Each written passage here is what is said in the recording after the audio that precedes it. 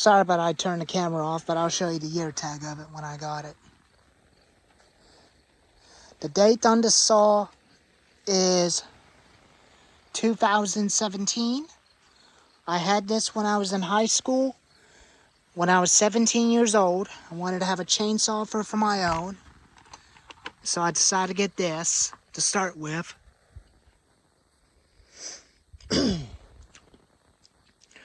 It was a little jerky when I got it. When I pull on the rope, it just jerked all over the place.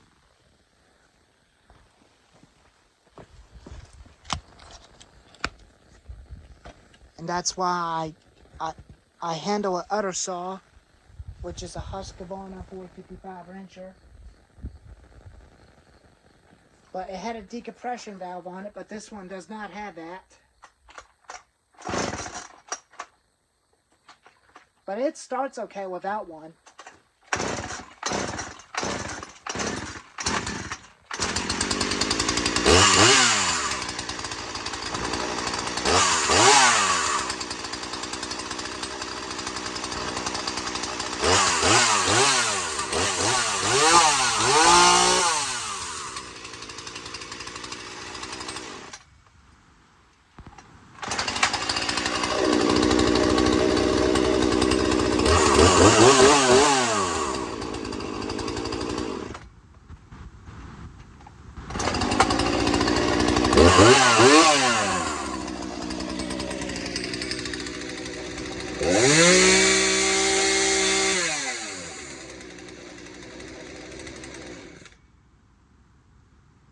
That's the reason why I like it, because it's so lightweight. I do have a Husqvarna 450 at the time, but it had a decompression valve. But I no longer have that. I gave that to my dad.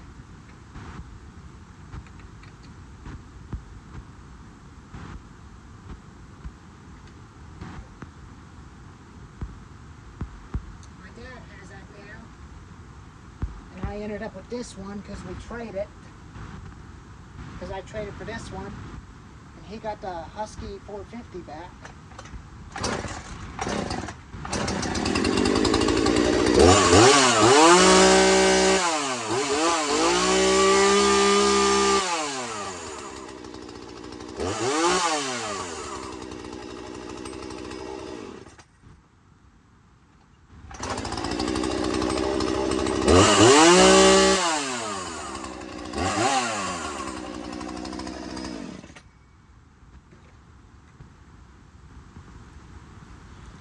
But this is a very important lesson that I want to give you, okay? Don't ever hold your chainsaw wide open like I did, because I want to show you it's got that much power where it's got more throttle response. You want to know what's going to happen if you keep doing that? You're going to blow your saw up. Once you take it over to its limit, it's going to blow up. Then you're going to be wasting another $100 buying another chainsaw. But I'm not ready to buy me another chainsaw yet, but I'm going to get the others from my Uncle Daryl. 2 Sailor Masters, including the Poulan Pro chainsaw. Because he's going to be moving out to Florida. He's going to be getting rid of all of his lawn equipment.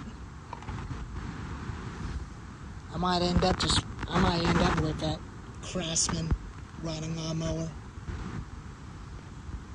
including that Echo Weeder, including the chainsaws, the Poulan Pro, 2 Sailor Master Pro saws, and we'll see what happens if I do end up with them. But I want to show you what I found. This screwdriver to adjust the carburetor. You can watch Inside Home Garage and Home Garage. He knows how to adjust carburetors on those saws that don't run right. There's the 22-inch bar that I had. I still got it.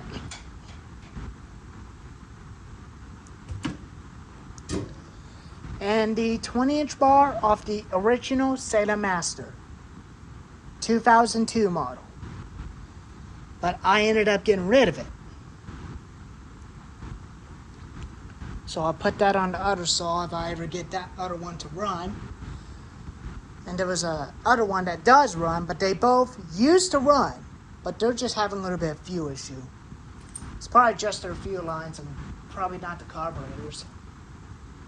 Might be an easy fix.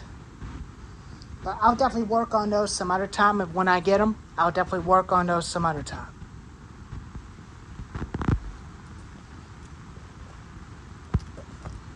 But I did got the MS291 running. And it's a very good quality running saw. And I'm very glad I got this thing running again. It is 5 years old. I'll get a new 3/8 pitch sprocket with 3/8 pitch and a new bar I had for it. But since that thing's got plenty of power, it'll handle a bigger chain and a bigger 20-inch bar.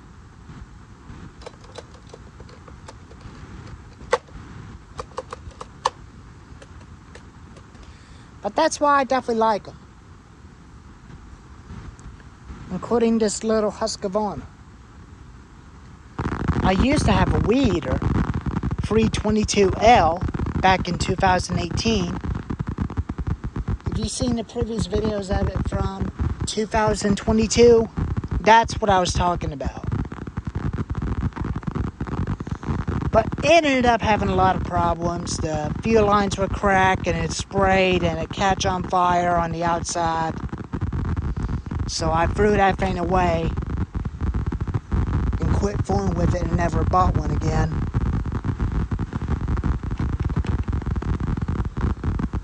That's why I started up with a Stihl. That's the first one I had as a chainsaw. Then I got a second one. Then the third one. And then the MS310 I found. Which that one didn't last long. So that one's gone. But now I had a Stihl FS94R. Which I like better than the Husqvarna. Because they start way faster and easier.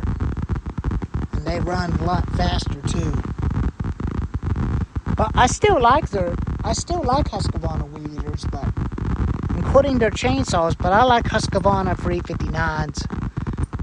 It's because the reason why I like them, because they do not have a primer bulb. The 455 and 240 both have primer bulbs.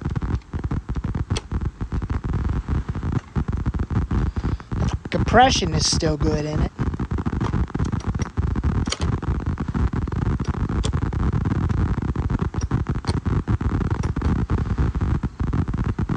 But the compression is still good.